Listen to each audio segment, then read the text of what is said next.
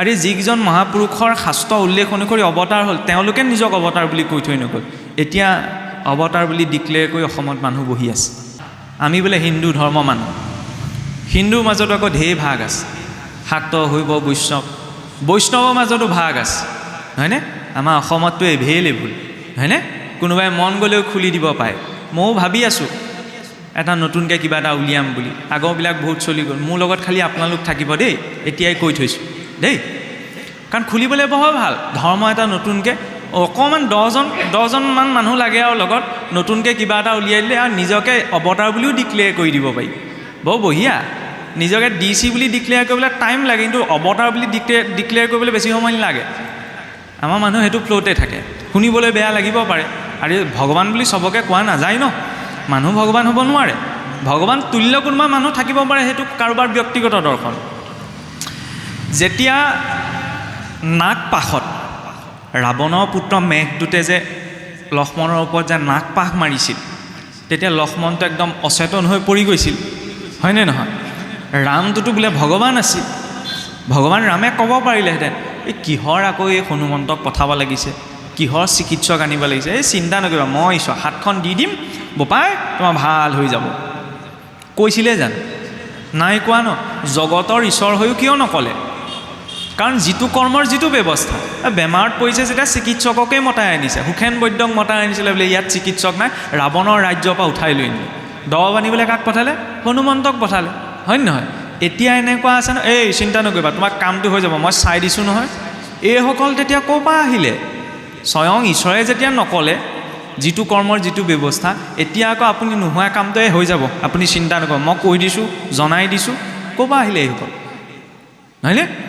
আৰু যিকেইজন মহাপুৰুষৰ শাস্ত্ৰ উল্লেখ অনুসৰি অৱতাৰ হ'ল তেওঁলোকে নিজক অৱতাৰ বুলি কৈ থৈ নগ'ল। এতিয়া অৱতাৰ বুলি ডিক্লেয়াৰ কৰি অসমত মানুহ বহি আছে। সেইটো নহয়, মইতো ক'বলৈ যোৱা নাই।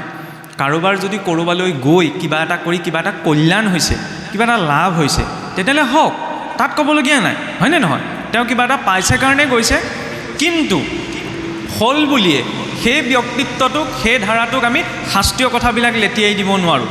তেওঁক ভগৱান কেতিয়াও বুলি ক'ব নোৱাৰোঁ, নহয়নে? তেওঁৰ কথা শাস্ত্ৰত আছে বুলি আমি কেতিয়াও ক'ব নোৱাৰোঁ। কোনোবাই মানিছে মানি থাকক, সেই ক্লিয়াৰেঞ্চটো লাগে। মানুহৰ ধৰ্মৰ প্ৰতি যিমান ইচ্ছা আছে সিমান অনীহাও আছে। টানত পৰিহে কেতিয়াবা মানুহে ধৰ্ম কৰি থাকে, সমাজত চলি থাকিবলৈ, সমাজখন এৰিটো চলিব নোৱাৰে, সেইকাৰণে কৰি থাকে আৰু ইয়াকে নকৰিনো কি কৰিম, নহয় জানো? কিন্তু সেইটো নহয়, ক্লিয়াৰিটিটো লাগে তাৰ মাজত, কিয় কৰিছোঁ, নকৰিলে কি আপত্তি আছে? আৰে ভগৱানক নমনা মানুহেওতো ঘৰ দুৱাৰ বনাই জীয়াই আছে, হয় নহয়? সিহঁতি খাবলৈ পোৱা নাই নি? খাবলৈ পাইছে ন? গতিকে ভগৱানক মনা নমনা বিষয়খিনিৰ ক্ষেত্ৰত মই সুখ পাইছোঁ, দুখ পাইছোঁ, এইখিনি প্ৰযোজ্য নহয়। কিছুৱেতো ভগৱানৰ নাম ধমকিও দি দিয়ে, চাই ল'ম তোমাক, মই আমুকত চাকি দিমগৈ তোমাৰ নামত। ভগৱান ইমান থাৰ্ড ক্লাছ পাৰ্চনেলিটি নি যে মই কমপ্লেইন লৈ যাম, মোৰ আপোনাৰ জীৱনটোত কিবা এটা বৰ্জপাত পেলাই দিব, মোক কৰি দিব? নহয় ন। আমি জীৱনত যি পাওঁ, ভগৱানে বাৰে প্ৰতি ক'ব বিচাৰিছে। আৰু বৈকুণ্ঠৰ দুজন পাৰিষদ জয় বিজয় কিয় প্ৰতিমূৰ্তি স্থাপন কৰে বাৰু? ভগৱানৰতো 14জন হোমগাৰ্ড, ক'ব নাপায় আৰু মই কৈছোঁ 14জন পাৰিষদ, বাকীকেইজনৰ নাম মানুহে চিনি পায় জানো? সাধাৰণ মানুহে গম নাপায়, কিন্তু জয় বিজয়কতো চবে চিনি পায়। বোলে জয় বিজয় অভিশাপ পাইছে, অভিশাপ পোৱাতে কি বুজাইছে বাৰু? বৈকুণ্ঠ ইমান হায়াৰ ৰেংকিঙত আছে, অতিথি কেইজনমান গৈছিল ন, চাৰিসিদ্ধ ভেঙুচালি কৰিলে, নিজৰ মান এটা আছে নহয়, বুলিব আমি বৈকুণ্ঠ পাৰিষদ, আমাৰ আজ্ঞা নলগা কোনো ঈশ্বৰৰ ওচৰত যাব নোৱাৰে, অভিমান ন। আৰু সেই অভিমানৰ বাবে ঈশ্বৰে কি কৰিলে? তেওঁলোকৰ মনলৈ সেই অভিমানৰ বাবে চাৰিসিদ্ধক অপমান কৰিলে, চাৰিসিদ্ধ অভিশাপ দি দিলে। পিছত যেতিয়া তেওঁলোকৰ ভুল অনুভৱ হ'ল যে প্ৰভু ভুল হৈ গ'ল আৰু পটককৈ আমি অভিমানী হৈ থাকিলোঁ, ক্ষমা কৰি দিয়ক, ক্ষমা কৰি দিলে না বাৰু? দিলে নহয়, হয় নহয়? ক্ষমা কৰি দিছিলে নহয়, দিছিলে নাই দিয়া? ভুল কৈছোঁ নি মই? নাই দিয়া বুলি কোনোবাই কৈছে নি? নাই কোৱা ন? ক্ষমা কৰি দিলে ন, ঈশ্বৰ আহি উপস্থিত হ'লি, ভাওনাখনটো চাইছে, হয়নে নহয়? সেই কথাবিলাকত গুৰুত্ব এটাটো লাগিব। আমুকে বোলে ভীম লৈছিলে, হিৰণ্যকশিপু লৈছিলে, চাই ভাল লাগিলে, ভাওনাখন আমুকৰ পৰা আহিলে, সেইবিলাক ছেকেণ্ডেৰী কথা, সেইবিলাকো লাগিব যাতে কৰ্তাজনে উৎসাহটো পায়, কিন্তু লগতে এইবিলাক বিষয়ো লাগিব, নহয়নে? ঈশ্বৰে ক্ষমা কৰি দিলে, আচ্ছা ক্ষমা কৰি দিলেহে ফলটো নোভোগাকৈ থাকিলে জানো? ফলটো আমি যে কওঁ এই নাজানি ভুল কৰিলে একো নাই, নাজানি ভুল কৰিলে সমাজত একো নাই, নাজানি যদি কোনোবাই ভুল এটা কৰে তেতিয়াহ'লে মানুহজনে ক্ষমা কৰি দিয়ে, হ'ব নাজানি ভুল কৰিলে। কিন্তু প্ৰকৃতিত ক্ষমা নাই। মই নাজানিয়ে কৈছোঁ, নাজানি পেলাই জুই কোৱাত হাতখন দিলে জুইয়ে নুপুৰাকৈ নাথাকে নহয়, হয় নহয়? আন্ধাৰে মুধাৰে বোলে ভূত বুলি ভাবি মানুহজনৰ মূৰতে মাৰ মাৰি দিলোঁ। এতিয়া কোৰ্টত গৈ মই কমগৈ নি, বোলে মোক ক্ষমা কৰি দিয়ক আৰু মই ভূত বুলি ভাবিহে মাৰিলোঁ। মানুহটো যদি মই জেললৈ যাবই লাগিব ন। নিউটনৰ থাৰ্ড ল' এটা সকলোৱে ক্লাছ 9তে পঢ়িবলৈ পায়, বাকীকেইটা মনত নাই, বাকীকেইটাত মেথেমেটিকেল ইকুৱেশ্যন আহে, তৃতীয়টো চবৰে মনত থাকে। প্ৰতিটো ক্ৰিয়াৰে সমান আৰু বিপৰীতমুখী প্ৰতিক্ৰিয়া থাকে, হয়নে? একশ্যন এটা যদি হয় তেতিয়াহ'লে ৰিয়েকশ্যনটো হ'ব। এইটো নিজৰ জীৱনটোতো প্ৰযোজ্য। কিবা এটা ইয়াত একশ্যন কৰিম ন, ৰিয়েকশ্যনটো আপোনা আপুনি আহি যাব। তাৰ কাৰণে ভগৱানক কোৱাৰ প্ৰয়োজন নাই। কিয় কোৱা হৈছে? সুখ দুখ ভাল বেয়া এইখিনি ভগৱন্তৰ ইচ্ছাত পায়, সেইটো হয়, কিন্তু তাত জড়িত হৈ থাকে নিজৰ কৰ্মফলটো, আৰু নিজৰ কৰ্মফলটোৰ পৰা স্বয়ং বিধিও বচাব নোৱাৰে। ভগৱানলৈ ভয় কৰিব নালাগে, ভয় কৰিব লাগে নিজৰ কৰ্মলৈ। ঈশ্বৰে পিছটো এৰিলেও কৰ্মই পিছটো নেৰে, নহয়নে? ব্ৰহ্মাদেৱক গাইডলাইন দি ঈশ্বৰে এৰি দিলে, কিন্তু কৰ্মই পিছটো এৰিলে জানো? জ্ঞান পদ অভিমান লৈ কি কৰি পেলালে? অবিদ্যা সৃষ্টি কৰি পেলালে। ভাবি থাকোঁতে তাৰপৰা কি আহিছে?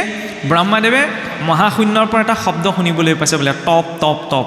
তেতিয়া ব্ৰহ্মাদেৱ ভাবিছে, মোক টপ কৰিবলৈ কৈছে চাগে, টপ কৰিলে চাগে মই শান্তিটো পাম।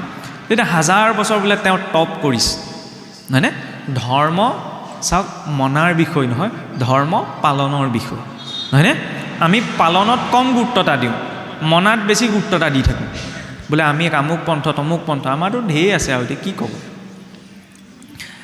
ক'ৰবালৈ ওলাই যাওঁতে নামঘৰলৈ আহিছে যেনিবা, সেইখিনিতে ভিক্ষাৰী এজন বহি আছে ন, যা কৰ ভিক্ষাৰী বহি আছে সেই বুলি ভাবি যদি মই নামঘৰলৈ আহিছোঁ তেতিয়াহ'লে মই আহি লাভ নাই, হয়নে? প্ৰথম মানৱ সেৱাটো।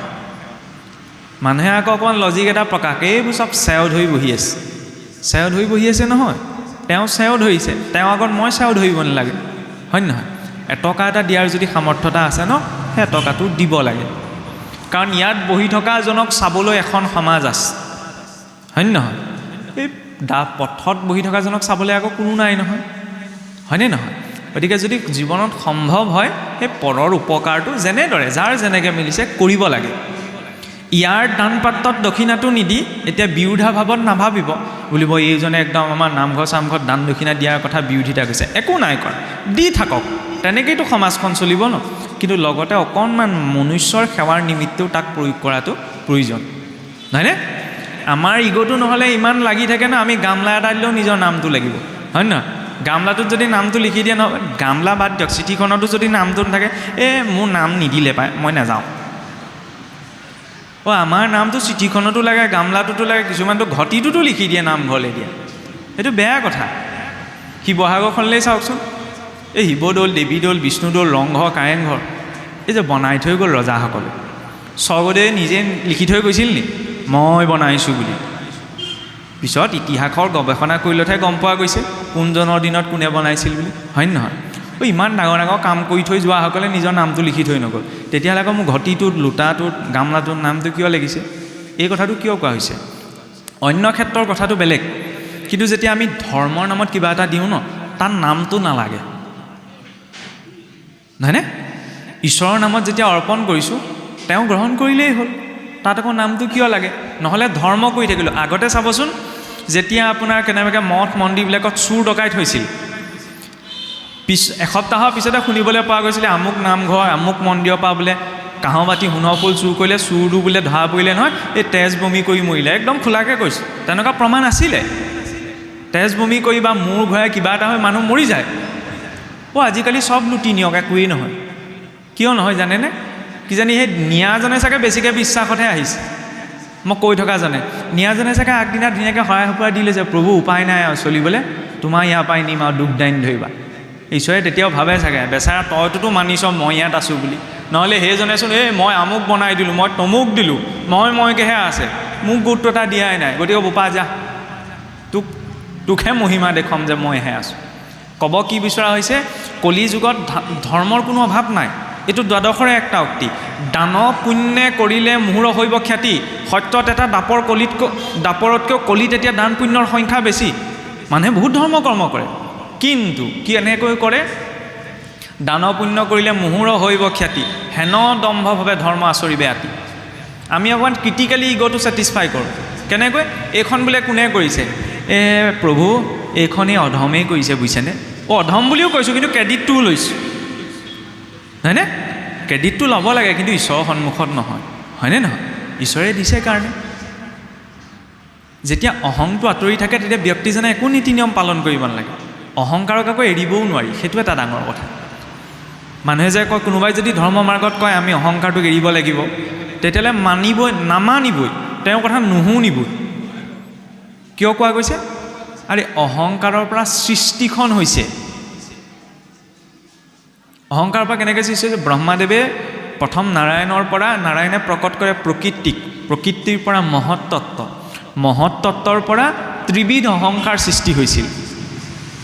সাত্বিক অহংকাৰৰ পৰা 14জন দেৱতা। ঈশ্বৰো বৰ টেঙৰ আকৌ। বাঘ, সিংহ, এইবিলাকতো হিংস্ৰ জন্তু ন। ঈশ্বৰে সিহঁতৰ শৰীৰত বেছিকৈ সাক্ষী ৰাখিব লাগিছিল, কিন্তু ঈশ্বৰে জানে সেই হিংস্ৰ জন্তুকেইটা ইমান মিছা কথা নকয় যিমান এই দুঠেঙীয়াটোৱে কয়। ই মুখেৰে মিছা কথা নাই, ই চকুৰেও মিছা কথা কয়। ইংগিত দিলে বুজি পাই যাব, নহয়নে? ক'ৰবাত নাখাবলগীয়া কিবা এটা খাই আহিল নহয়, সমাজৰ আগত মই মৰি গ'লোঁ, নাই খোৱা বুলি ক'ম, শপত খায়ো দিম মই নাখাওঁ আজিৰ পৰা, বুজি পাইছেই নহয়, নকৰোঁ আজিৰ পৰা, কিন্তু নাই, গৈ থৈ আকৌ একে জেগালৈ যাব। ঈশ্বৰে সেইকাৰণে কি কৰিলে? এইটোক বিশ্বাস কৰিব নোৱাৰি।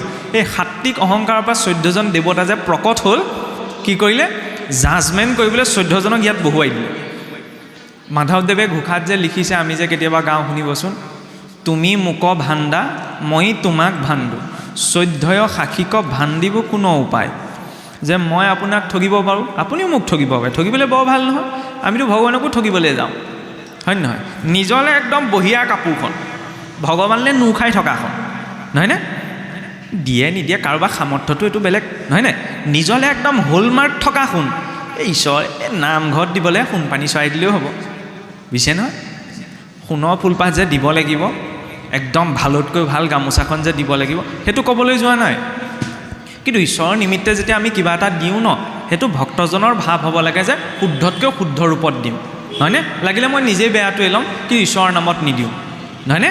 নহ'লেতো কেতিয়াবা এনেকুৱা হয়, এই শৰাই যে পাতে, আমাৰ চাব আপোনালোকৰ ইয়াততো দুদিনীয়া, কেতিয়াবা 3 দিনীয়া 4 দিনীয়া 7 দিনীয়া যে ভাগৱত পাতে, আমাৰ কি হয়, এই শৰাই ভাগ যে দিয়ে 7 দিনৰ কাৰণে নাপাতে জানো?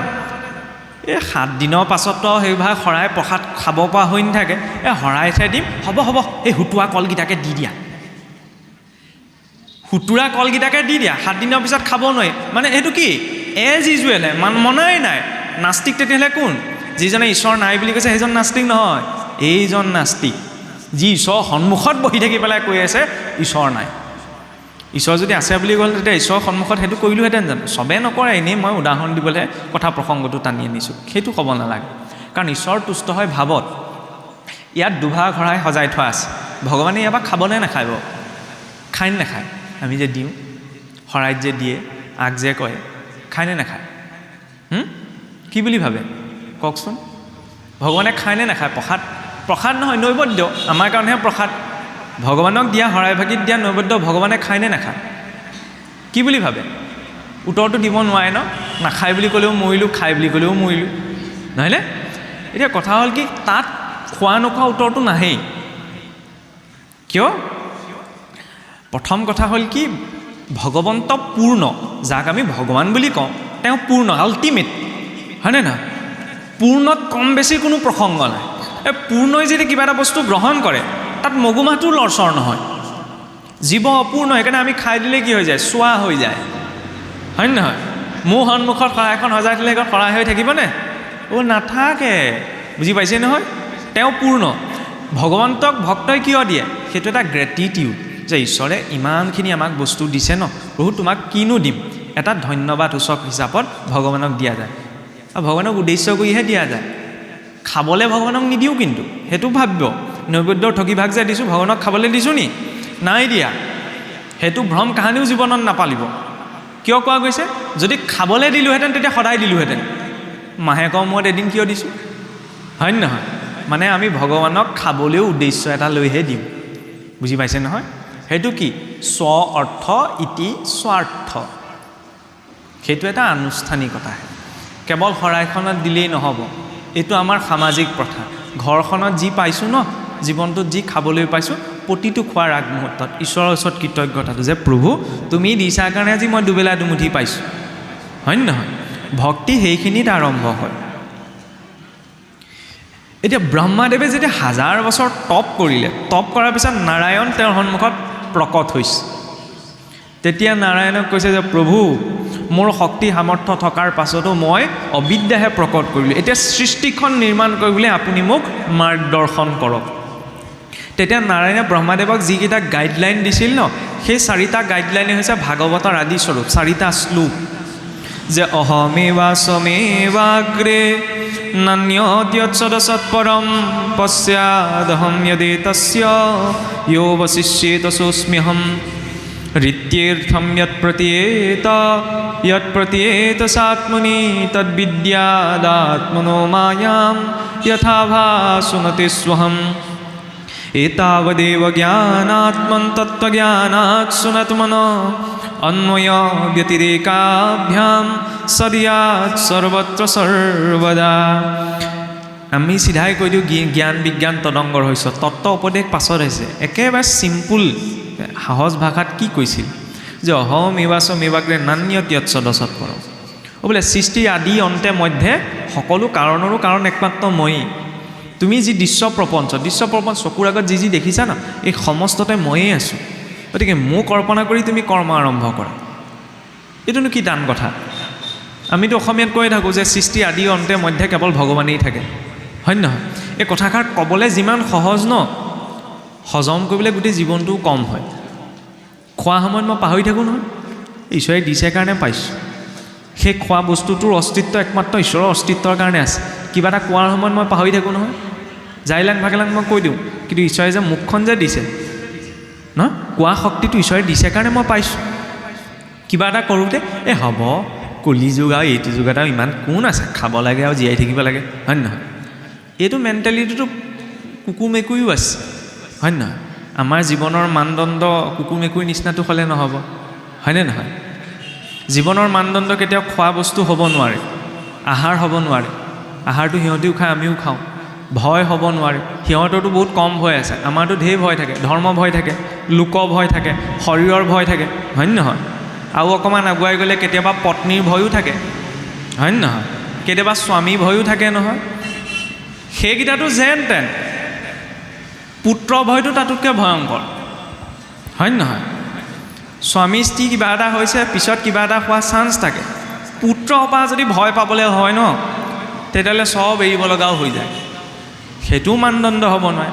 আৰু ৰতিক্ৰিয়া, বোলে ৰতিৰ ক্ষেত্ৰত বোলো ইন্দ্ৰ আৰু গাহৰিটোৰ মাজতো পাৰ্থক্য নাই।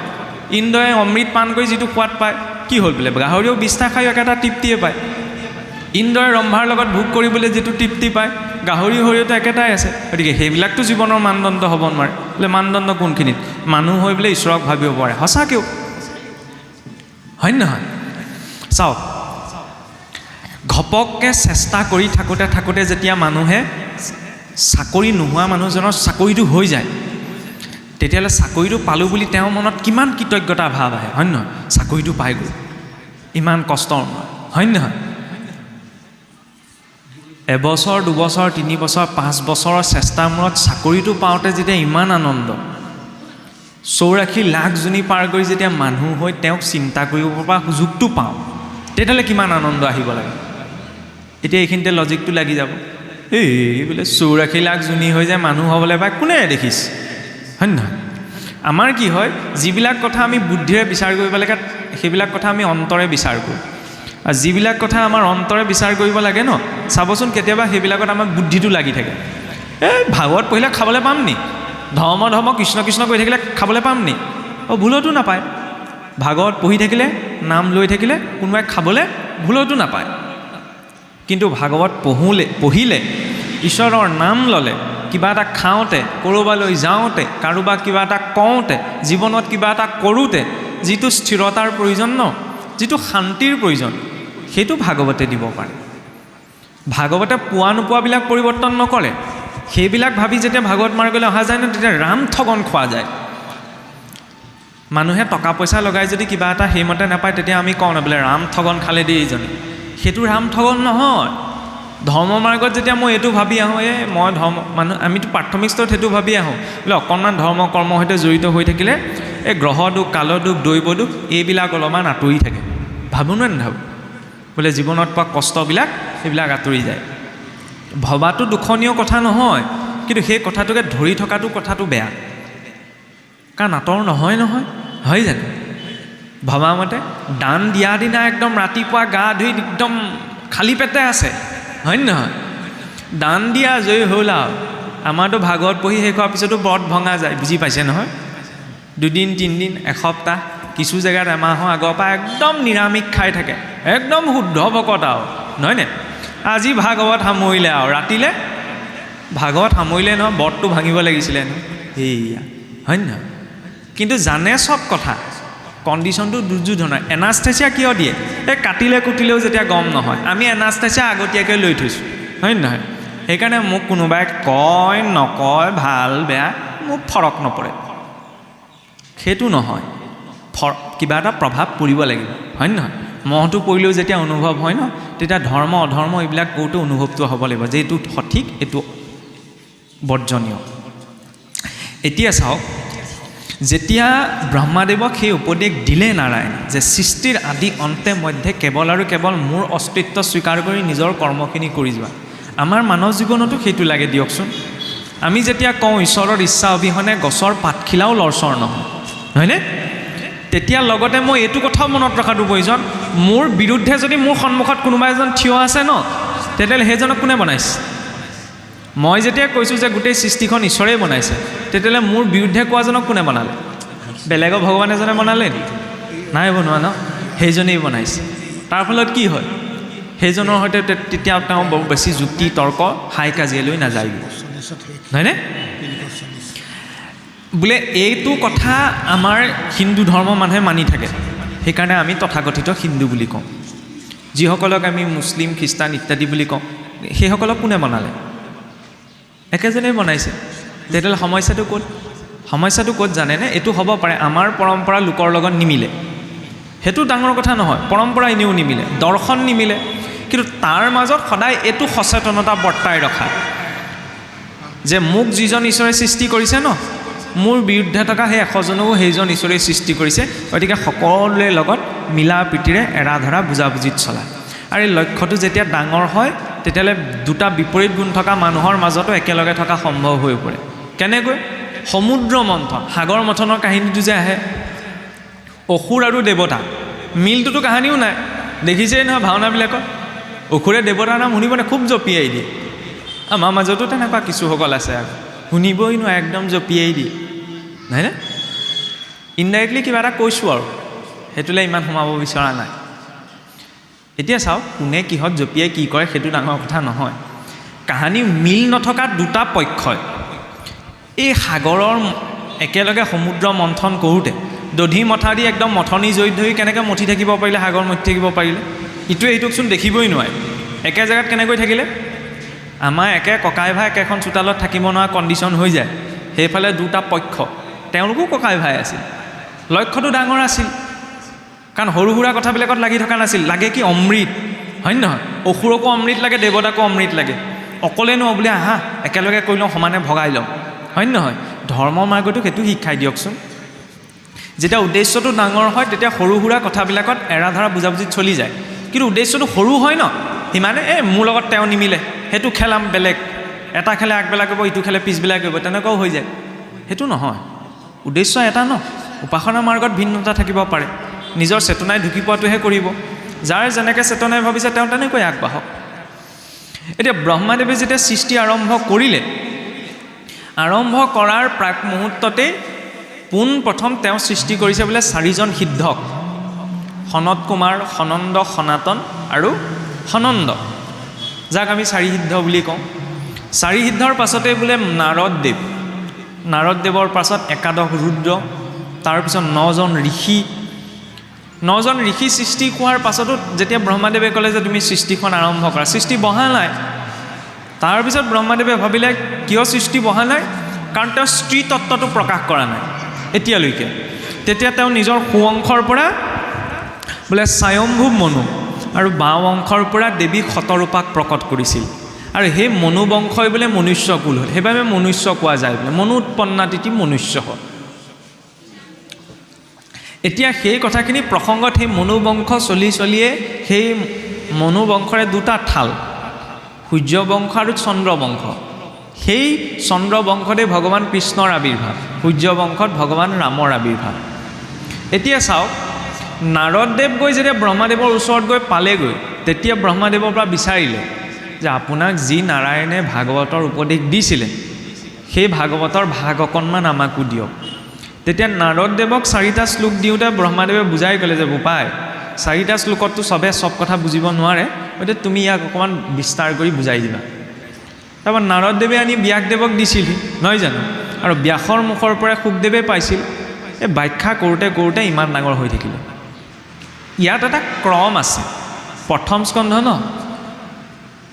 চাওকচোন মানুহজনলৈ চাওঁতে আমি প্ৰথমতে কিহলৈ চাওঁ বাৰু মানুহজনক মুখখনলৈ চাওঁ ন ভগৱন্তলৈ চাওঁতে কিহলৈ চাব লাগে মুখলৈ নহয় চৰণলৈ ভাগৱতো সেইকাৰণে চৰণৰ পৰা আৰম্ভ হৈছে ভাগৱত মূৰ্তিত কয়নে প্ৰথমত দ্বিতীয় স্কন্ধে চৰণ দুটা চৰণৰ পৰা মস্তক পুনৰ মস্তকৰ পৰা আকৌ চৰণলৈ ধ্যান কৰিব লাগে তেতিয়া বোলে মনটো একাগ্ৰ হয় এতিয়া চৰণত যাত্ৰাটো কেনেকৈ আৰম্ভ হৈছে প্ৰথম স্কন্ধ প্ৰথম অধ্যায় ঋষিসকলৰ প্ৰশ্ন নহয়নে ঋষিসকলে প্ৰশ্ন কৰিছে নহয়নে বিনা জিজ্ঞাসাত জ্ঞান নোপোজে আমাৰ আকৌ এটা ডাঙৰ সমস্যা আমাৰ প্ৰশ্নই নাথাকে কিনো প্ৰশ্ন কৰিম জানো সেইটো নহয় জীৱনটোক লৈতো জিজ্ঞাসা এটা চবৰে থাকে সেই জিজ্ঞাসাটো লাগে জিজ্ঞাসাটো থাকিলে আধ্যাত্মিক মাৰ্গটোত আগবাঢ়িব পৰা যায় নহয়নে উপনিষদত যদি চাই শিষ্যসকলে সুধিছে তেতিয়াহে ঋষিসকলে উত্তৰ দিছে গীতাত অৰ্জুনে যেতিয়ালৈকে সোধা নাই যুঁজৰ মাজতনো মানুহে শাস্ত্ৰ কথা কয়গৈনে কয় নকয় আমাৰ যেনিবা ধৰি লওক মানুহ দুখন পক্ষৰ মাজত একেখন ঘৰতে ধৰি লওক অকণমান টুটু মাই চলি আছে তাৰ মাজত গৈ যদি কোনোবাই গীতা ভাগৱতৰ কথা উলিয়াইগৈ কি কৰিব বাৰু খেদিব হয়নে সেইটো মানুহৰ মেণ্টেলিটি ডন লাগিলে বাদ দিয়ক আপোনাৰ শান্তিয়ে বহি থাকিলেও এনেই বহি থাকিব কিন্তু গোসাঁই ঘৰলৈ গৈ চাগ্যচ নিদিয়েগৈ এনেকুৱা মানুহোতো আছে বেয়া তাৰ মাজতো এটা কথা কৈছোঁ ক'বলৈ কথাবিলাক বৰ বিপদ এতিয়া লগতে এইটো কথা আহিব চবৰেতো সুবিধা নিমিলিব পাৰে চাকি গছ জ্বলাবলৈ সঁচা কথা চবৰে সুবিধা নিমিলে হয় নহয় চবৰে কৰ্ম ব্যৱস্থাবিলাক বেলেগ বেলেগ নহয় পুৱা গধূলা যে চবেই চাকি গছ দিব পাৰিব এইটো কোনো কথা নাই কিন্তু সকলোৱে পুৱা গধূলা ঈশ্বৰক চিন্তা কৰিব পাৰে সেইটো আকৌ ধৰা বন্ধা যি স্থিতিত আছে যি পৰিস্থিতিত আছে নহয়নে বাহিৰত থকা চৰাই চিৰিকটিকেইটাও সন্ধ্যা লাগিল মাত্ৰ ঘৰলৈ উভতে নহয় নামঘৰত যে দবাকোপটো বজায় আপুনি ভাবেনি দবাকোপটো ভগৱানৰ কাৰণে বজায় বুলি নহয় দবাকোপটো ৰগৰ তোলাটো নিজৰ প্ৰতিভাৰ কথা কিন্তু দবাকোপটো চাবচোন 3টা কোবত থোৱা যায় দম দয়া দান যে নিজকে অকণমান সেইখিনি সময়ত দমন কৰা দয়া কৰা দান মানে কেৱল টকা পইচা দিয়াটোৱেই দান নহয় নিজেও ঈশ্বৰৰ নাম লৈ আনকো ঈশ্বৰৰ নাম দান দিয়া হয় নহয় সেইটোতো উত্তম দান সেইটো এটা ছিগনেল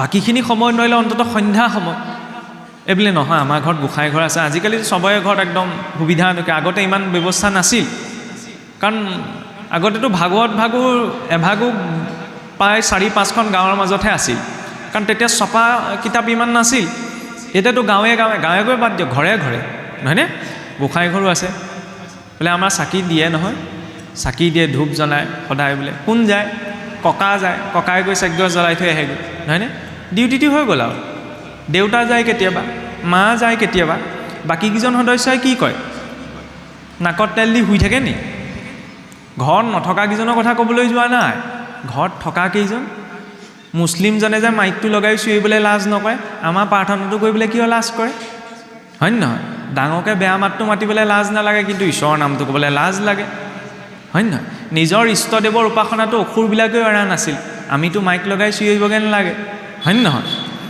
তেওঁলোকৰ পৰাও কিন্তু বহুত শিকিব লগা আছে আপুনি চাবচোন ঈদৰ দিনা মই এনেই কথাটো কৈছোঁ ঈদৰ দিনা কোনোবা মুছলিম মানুহক আপোনাৰ ক'ৰবাত মদ পানী খাই এনেকুৱা উৎপাত কৰা নেদেখে ক'তো নাপায় আপুনি বৰদিনৰ দিনা কোনোবা খ্ৰীষ্টান মানুহক সেইটো অৱস্থাত আপুনি নাপায় তাৰ বিপৰীতে আমাৰ বিহু হওক সকাম হওক বিয়া হওক ঠেংকেইটা ইফাল সিফাল হোৱা 2-এজন তাত ওলাবই কিন্তু সেইটো একদম নিশ্চিত আৰে ঈশ্বৰে এতিয়া চাওকচোন পেট্ৰলৰ দাম বাঢ়িছে নহয়নে, পেট্ৰল ডিজেলৰ দাম বাঢ়িছে।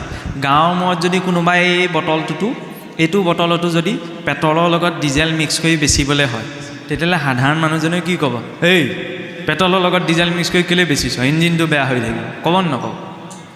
পেট্ৰলৰ লগত ডিজেল মিক্স কৰিলে বিপদ, সেইটোত অবজেকশ্যন, একদম ঠিক কথা। আৰু এইটো ইঞ্জিনত কি ভৰাই আছোঁ সেইটোতো চাব লাগিব। তাৰ মাজত আকৌ দুজনমান পূৰা একদম ওলাবা, এই কি দৰকাৰ, মোৰ পইচাই খাইছোঁ, মাই লাইফ মাই ৰুল।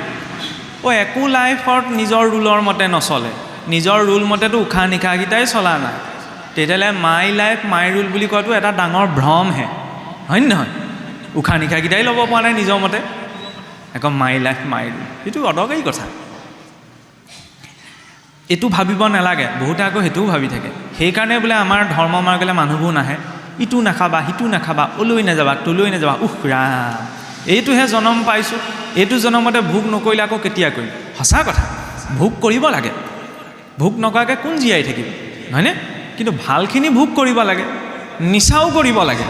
নিচা নাথাকিলে জীৱনৰ মাদকতা নাথাকে। ভাল নিচা আছে নহয়, হয় নহয়? যিটো নিচাই মানুহৰ চিন্তা বুদ্ধি বিবেক ঊৰ্ধ্বগামী কৰে, তেনেকুৱা নিচাবিলাক লাগে। আৰু যিটো নিচাই খোজকেইটা বেকা কৰে, সেইটো নিচা নালাগে। কেঁচুৱাটোও চুঁচৰি বাগৰি খোজকেইটা পোনাব বিচাৰে নিবিচাৰে? মাটো থোকাথুকি মতেৰে শব্দকেইটা স্পষ্ট কৰিব বিচাৰে। আৰু যিটো খালে খোজ বেকা হয়, নহয়নে? সেইটো কিয় খাব লাগিছে? ঈশ্বৰক ভাল পোৱাৰ আগতে ঈশ্বৰে দিয়া উপহাৰটোৰ মূল্যটো বুজিব লাগিব, হয় নহয়? উপহাৰটোক সন্মান কৰা মানে ব্যক্তিজনক সন্মান কৰা, হয়নে নহয়? যেনেকৈ মানুহ ক'ৰবাত ফুৰিবলৈ গ'লে নিজৰ আত্মীয় স্বজনে দিয়া উপহাৰটো বহুত সযতনে থৈ দিয়ে, হয় নহয়? কিয়? ব্যক্তিজনৰ প্ৰতি শ্ৰদ্ধা আছে কাৰণে উপহাৰটো থৈছে। ভগৱন্তই দিয়া আটাইতকৈ ভাল উপহাৰটো কি? এই শৰীৰটো। ভাগৱতৰ নীতি নিয়ম এইকাৰণে যাতে থকাকেইটা দিন এইটোক ভালে ৰাখিব পাৰি। ফুটা নাৱে নহ'লে নৈখন পাৰ হ'ব নোৱাৰি, হয় নহয়? ভৱসাগৰ তৰিব লাগিব। গতিকে থকাকেইটা দিন অন্ততঃ এই ছিষ্টেমটো বেয়া হৈ নোযোৱা, ইয়াত কিবা নভৰাওঁচোন। তাৰ ৱায়াৰ এডাল ছিগি গ'লে আকৌ ৰিপেয়াৰিং পচিবল হয়, নহয়নে? এচিটো বেয়া হৈ গ'লে কিনি অনাও সম্ভৱ, হয়নে? এডাল যদি ৱায়াৰ ছিগিবলৈ হয় তো খেলা খতমেই। গতিকে ইয়াত কিবা ছিগা নোহোৱা বস্তুবিলাক ইয়াত ভৰাব নালাগে। আজিকালি আৰু অকণমান লজিক এটা আহিছে অৱশ্যে, এতিয়া প্ৰব্লেম নাই। মই মাজতে কৈছোঁ আৰু আগৰ দিনত মানুহে খালে গম পাইছিল, গোন্ধাই। আজিকালি গোন্ধ নোলোৱা ওলালে, হয় নহয়? আগতে বোলে খালে গমো পাইছিল, খোজকেইটা লৰচৰ নহয়। এতিয়া বোলে খাই পেলাই একদম ৰিখি বহা দি বহি থাকিব পাৰে, কোনেও গমেই নাপায়, হয় নহয়? আৰে বিহেই, হয়নে? তাক লাগিলে আৰু পিউৰিফাইড ফৰ্মত নাখাওক কিয় কোৱা গৈছে? এতিয়া মই ইয়াত কিবা বহুত ফটা লেকচাৰ জাৰিছোঁ বুলি নাভাবিব। জীৱনটো নিজৰ, ভগৱানক পিছত বুজিম, প্ৰথমতে নিজৰ জীৱনটোৰ মূল্য, হয় নহয়? আগতে অসুৰবিলাকেও ইমান খোৱা নাছিল যিমান আমাৰ ল'ৰা ছোৱালীও খাই দিয়ে, ক'বলৈ বেয়া আৰু, হয় নহয়? সৰু ল'ৰা ছোৱালীবিলাক পায় নাপায়? আৰু এই পৰিৱেশটো পাইছে ন কোনোবাখিনি। আমি এইটো ক'ব নোৱাৰোঁ যুৱ প্ৰজন্ম উশৃংখল হৈছে, অমুক তমুক হৈছে, নাই হোৱা। তাৰ মাজতো ভাল কাম কৰা বহুত মানুহ আছে ন। আৰু খালে বুলিয়ে যে বেয়া হ'ব সেইটোও নহয়, কিন্তু অকণমান যদি সেইটোত পিছ পৰি আছে সেইটো এৰিব লাগে। আৰু সেইকণ নৈতিকতা জীৱনত লাগে, হয়নে? শৰীৰটোৰ মূল্য যিদিনা বুজা যাব ন, ভক্তি আপোনা আপুনি হৈ যাব। খালি মনলৈ প্ৰথম শুদ্ধ জিজ্ঞাসাটো আহিব লাগিব। আৰম্ভ হৈছে ক'ত? যেতিয়া শুকদেৱে ৰজা পৰীক্ষিতক ভাগৱত কৈ আছিল, তেতিয়াও শৌনকাদি ঋষিসকল তাত বহি আছিল, কিন্তু একো বুজি নাপালে। পিছত যেতিয়া ভাদ মাহৰ শুক্লা নৱমীৰ পৰা পূৰ্ণিমালৈকে বোলে শুকদেৱে ৰজা পৰীক্ষিতক ভাগৱত কৈছিল 7 দিন। তাৰপিছত যেতিয়া পৰীক্ষিতে মুক্তি পোৱা দেখিলে, তেতিয়া ঋষিসকলৰ মনত মানে বিশ্বাস আহিলে যে এইবিলাক কথা জানি বুজিও মানুহে মুক্তি পাব পাৰে। তেতিয়া শুকদেৱৰ ওচৰলৈ গৈ পেলাই ক'লেগৈ যে প্ৰভু, আগতে কৈ যাওঁতে আমি ভালকৈ নুশুনিলোঁ, আমি আকৌ এবাৰ শুনিব বিচাৰিছোঁ, আপুনি আকৌ এবাৰ শুনাওক। তেতিয়া শুকদেৱে ক'লে বোলে তোমালোকৰ মনত অভিমান আছে, সেই অভিমান ত্যাগ কৰিবলৈ কাৰ মুখে শুনিবলৈ ক'লে? সুত মুনিৰ মুখে, যাক শৌনকাদি ঋষিসকলে প্ৰথম অৱস্থাত বৰ বিশেষ কথা বতৰা নাজানে বুলি ভাবিছিল, হয়নে? আৰু প্ৰথম 5টা বস্তু ত্যাগৰ উপদেশ দিলে। ভক্তি মাৰ্গত এই 5টা বস্তু লগত থাকিলে মানে ভক্তি কৰাটো সম্ভৱ নহয়। কি? জাতি বিদ্যা মহৎ দম্ভ, ৰূপ যৌৱন মে বচ, যত্নত স্তুতি বৰ্জিত, পঞ্চতৈ ভক্তি কণ্টকা। ভক্তি মানে কি? সমৰ্পণ, নহয় জানো? ছাৰেণ্ডাৰ কৰি দিয়া। কিন্তু জাতিৰ গৌৰৱ এটা যদি লগত থাকে তেতিয়াহ'লে পটককৈ সমৰ্পণটো নাহে। নিজে জনাৰ গৌৰৱ এটা যেতিয়া থাকে তেতিয়াহ'লে সমৰ্পণটো নাহে। নাজানো বুলি ক'বলৈ বৰ সময় লাগে নহয়, জানো বুলি ক'বলৈ বেছি সময় নালাগে। জাতি, বিদ্যা, মহৎ দম্ভ, নিজৰ স্থানৰ গৌৰৱ আৰু ৰূপ যৌৱনৰ গৌৰৱ, সেইটোতো তাতোতকৈ ভয়ংকৰ। এইকেইটা বস্তু যদি লগত থাকে সহজে সমৰ্পণটো নাহে। সেইকাৰণে প্ৰথম ক'লে এইকেইটা কাষৰীয়া কৰি থৈ আহা, তাৰপিছত সমৰ্পণটো আহিব। সেইবাবে চাব, সমাজত আমি অসমীয়াত যে সমাৰ্থক শব্দ ব্যৱহাৰ কৰোঁ, বোলে বিদ্বান আৰু বিদ্বান, বিদ্যাৱান আৰু বিদ্বান, সমাৰ্থক শব্দ নহয় জানো? কিন্তু সংস্কৃতত সেইটো এটা সমাৰ্থক শব্দ নহয়। কেনেকৈ? বিদ্বান সকলো হ'ব পাৰে, কিন্তু বিদ্বানজন যে এজন বিদ্যাৱান হ'ব সেইটো কিন্তু জৰুৰী নহয়। বিদ্বান মানে কি? হাই কোৱালিফিকেশ্যন, বহুত হাই কোৱালিফাইড, কিন্তু ৱেল কোৱালিফাইড নহ'বওতো পাৰে, হয় নহয়? ৰাৱণ বহুত জ্ঞানী আছিল, ভক্ত হ'লেও নহ'ব। কিন্তু ৰাৱণটো বহুত ডাঙৰ ভক্ত আছিলে। আৰু যাক বধ কৰাৰ পিছত ভগৱান ৰামে এবছৰৰ বাবে প্ৰায়শ্চিত্ত আচৰণ কৰিছিল। বোলে ৰাৱণে চব বেয়া কাম কৰিলে, এটা ভাল কামো আছিল, ভাল গুণো আছিল। মহাদেৱৰ বোলে প্ৰপন্ন ভক্ত আছিল, গতিকে মই এজন ভক্তকো বধ কৰিলোঁ, হয় নহয়? ক'ব কি বিচাৰিছে? ভক্ত হ'লেও নহ'ব, কামবিলাক ভাল কৰিব লাগিব। কামবিলাক যদি ভাল হয় ন, ভক্তি আপোনা আপুনি হ'ব। মোৰ যদি কামবিলাক বেয়া হয় তেতিয়াহ'লে মনলৈ ভাৱটো নাহে নহয়। আৰে ভগৱন্তক চৰ্মচক্ষুৰে দুৰ্যোধন দুঃশাসনে দেখিছিল, তেওঁলোকতো পৰিৱৰ্তন হ'ব লাগিছিল, হয় নহয়? হ'ব লাগিছিল, নহ'ল কিয়? কামবিলাক যে বেয়া, অন্তৰলৈ ভাৱটো নাহিলে। কামটো যদি ভাল হয় ন, তেতিয়াহ'লে চুকত বহি পেলায়ো মনলৈ ভাৱ আহিব। আৰু যদি কামবিলাক ভাল নহয় তেতিয়াহ'লে ইয়াত ধুনীয়াকৈ গাদীত বহি লেকচাৰ দি থাকিলেও কোনো কাম নহয়। চাব, বক্তাজনৰ প্ৰপন্নতা সেইখিনিতে ওলায়, তেতিয়া কথাখিনিয়ে শ্ৰোতাৰ মনত ক্ৰিয়া কৰিব লাগিব। যদি শ্ৰোতাৰ মনত ক্ৰিয়া কৰা নাই ন, তেতিয়াহ'লে এইটো কথা স্পষ্ট হ'ব যে বক্তাজনে কেৱল ভাষণহে দিছে, নিজা অনুভৱত নাই। শব্দ ব্ৰহ্ম নিষ্ণাটো ন নিষ্ণাটো পচে যদি শ্ৰমন্তস্য শ্ৰুতফলম হব্যধেনু ৰক্ষিত কৰম। শব্দত কোনো জ্ঞান নাই যেতিয়ালৈকে তাত অনুভৱটো যুক্ত নহয়। অনুভৱবিহীন জ্ঞান বাজি গাইৰ নিচিনা, বাজি গাইজনীয়ে পোৱালিও নিদিয়ে, গাখীৰো নিদিয়ে। গতিকে মই ঢেৰ কথা জানি বুজি লাভ নাই। ভাগৱত বুজাৰ বিষয় নহয়, মানুহে বুজিবলৈ লাগি দিয়ে। কিমান বুজিম? বুজি বুজি জমা কৰি যদি পালন কৰিব নোৱাৰোঁ, অনভ্যাসে বিষম শাস্ত্ৰম, অভ্যাস নকৰা শাস্ত্ৰ জ্ঞানো বিষতুল্য হয়। সেইকাৰণে সৰলতাটো লাগে, নিৰ্মং চৰণাংশতা, সেই সৰলতাৰে জীৱনৰ যাৱতীয় কৰ্মখিনি কৰি যাব লাগে। এতিয়া চাওক, যেতিয়া সৌনকাদি ঋষিসকলে সুতমুনিৰ আশ্ৰয়লৈ গ'ল, সুতমুনি বুলি কওঁতে আকৌ আমাৰ বৰ বিপদ। বহুতে কয় বোলে সুতমুনি নিষ্কুলীয়া আছিল, নিষ্কুল বুলি ঋষিসকলে গুৰুত্ব দিয়া নাছিল, এনেকুৱা কিছুমান অদৰকাৰী কথাও কয়। আৰু এই ভাগৱতত উচ্চ নিচ্চ এইবিলাকৰ কোনো প্ৰসংগই নাই। তেতিয়াহ'লে সুতমুনিয়ে কিয় কৈছে আমি অকুলীন হেনো আছিল মনত? বোলে আমি অকুলীন। জ্ঞানীজনে নিজকে কুলযুক্ত বুলি নকয় নহয়, মই উচ্চ কুলৰ বুলি কেতিয়াও নকয় ন। সুত বুলি কাক কোৱা যায়? প্ৰকৃততেতো ভাগৱতৰ কথাখিনি দুটা ভাগত ভাগ হৈ আছে। এটা হৈছে লীলা, আনটো তত্ত্ব। লীলা বুলি এজন সুতমুনি হৈ গৈছে, আৰু তত্ত্বৰ ৰূপত সুত বুলি কাক কোৱা যায়? পুৰাণ ভাৰত যিটো জানয় সম্যক, তাহাকে বোলয় সুত জান শাস্ত্ৰৰ সন্মত। যি অষ্টাদশ পুৰাণ, দুখন ইতিহাস, ৰামায়ণ মহাভাৰতৰ যাৰ জ্ঞান আছে ন, তেওঁ সুত বুলি কোৱা যায়। আৰু সেই সুতৰ মুখে কোনে শুনিছিল? 28 সহস্ৰ ঋষি বেদত প্ৰধান বিষ্ণুৰ নৈমিষা ক্ষেত্ৰ মহাপুণ্যস্থান মান্য কৰি সুতক পাতিলা সত্ৰ তথা সৌনকা প্ৰমুখ্যে শুনে ভাগৱত কথা। সত্ৰৰ প্ৰাথমিক সংজ্ঞা সেইখিনিতে আৰম্ভণি। সত্ৰ মানে কিনো? যি স্থানত সৎলোকে হৰি কথা পাতি অৱস্থান কৰে সেয়াই সত্ৰ, হয় নহয়? সৌনকাদি ঋষিসকল নজনা মানুহ নাছিল, 4 বেদত পাৰ্গত মানুহ আছিল, অৰ্থাৎ অভিজ্ঞতা থকা ব্যক্তি। সেইকাৰণে এটা অভিজ্ঞতা লৈহে জিজ্ঞাসাটো। যেতিয়ালৈকে অভিজ্ঞতা নহয় তেতিয়ালৈকে জিজ্ঞাসাটো নাহে। কিন্তু জিজ্ঞাসাটো লৈ কেনেকৈ যাম? বোলে কৃষ্ণ বাপেকৰ নাম কি আছিল কওক, এনেকৈও কেনেকৈ কিছুসকলে সোধে ন। এইটো দাম্ভিকতা, কপটতাত যদি মই হয়তো কিবা এটা কিছুমানে জানিওতো প্ৰশ্ন কৰোঁ আমি কেতিয়াবা নজনাৰ ভাও ধৰি, সেইটো কপটতা। জিজ্ঞাসা কপটতাটো নহয়, দাম্ভিকতাটো নহয়, বিনম্ৰতাত হয়। বিদ্যা দদাতি বিনয়ম, বিনয়ম দদাতি পাত্ৰম, নহয়নে? তদ্দিদ্ধি প্ৰণিপাতেন পৰিপ্ৰশ্নিন শিৱয়া, শ্ৰদ্ধাযুক্ত হৈ গুৰুৰ সন্মুখত বিনম্ৰতাপূৰ্ণক নিজৰ জিজ্ঞাসা প্ৰকাশ কৰিব লাগে। আৰু এতিয়া জিজ্ঞাসাটো প্ৰকাশ কৰাৰ পাছত মাৰ্গদৰ্শনটো লাগিব ন। মাৰ্গদৰ্শনৰ বাবে 5ৰ অধ্যায় কি আহিছে? ব্যাস নাৰদৰ সংবাদ। তাত এলাপেচা ব্যক্তিক আশ্ৰয় কৰি দেখা হোৱা নাই, 4 বেদ 14 শাস্ত্ৰৰ জ্ঞাতা ব্যাসদেৱ, যি 4 বেদ 14 শাস্ত্ৰ কৰিও মনৰ শান্তিটো বিচাৰি পোৱা নাছিল। আমাৰ জীৱনতো তেনেকুৱা এটা ফেজ আহে, জীৱনত চব গোটালোঁ, কিন্তু চব গোটাই লোৱাৰ পাছতো মনত শান্তিটো পোৱা নাই। সেই শান্তিটো তেতিয়ালৈকে পোৱা সম্ভৱ নহয় যেতিয়ালৈকে ঈশ্বৰ প্ৰাপ্তি নহয়।